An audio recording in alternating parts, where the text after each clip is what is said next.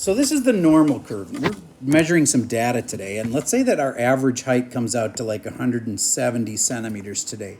And let's say that our standard deviation comes out to 5. Do you get what to put here and what to put here? If our standard deviation is 5? Well, what do I put here? 175. What do I put here? 165. And what does that mean? Well, that means that what percent of kids would be in between there? Say it if you know. 68. Very good. 68% of people will be in there.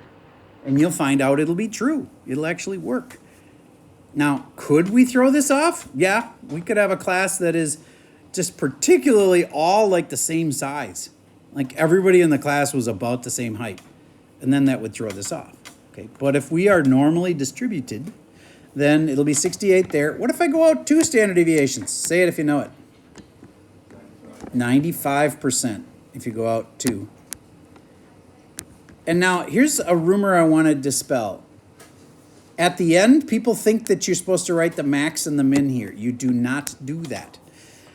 Do you get it? It is extremely likely we won't have anybody who's more than 3 standard deviations above normal. It's not like there's gonna be a person out there.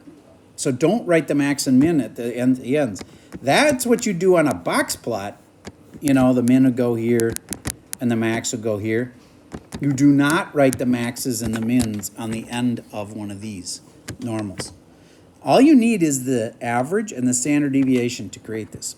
If you go out 3, it's not 95 anymore. If we go out 3, what is it? Anybody remember? 99.7%.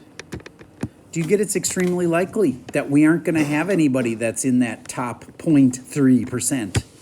You know what I mean? There won't be somebody out there. So don't write the max and the min here and here. That's not how these work. Okay.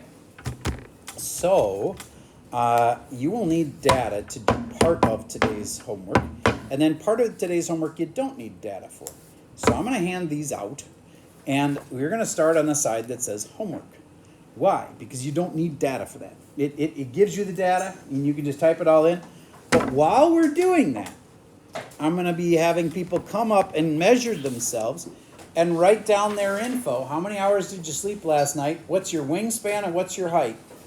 In centimeters, round to the nearest whole centimeter. On hours of sleep, round to the nearest half hour. So if you had 8.1 hours of sleep, it's 8. If you had 8.4 hours of sleep, you go to 8.5. Round to the nearest half hour on sleep. All right. Now, I'm going to hand out these worksheets. You're going to start on the homework side.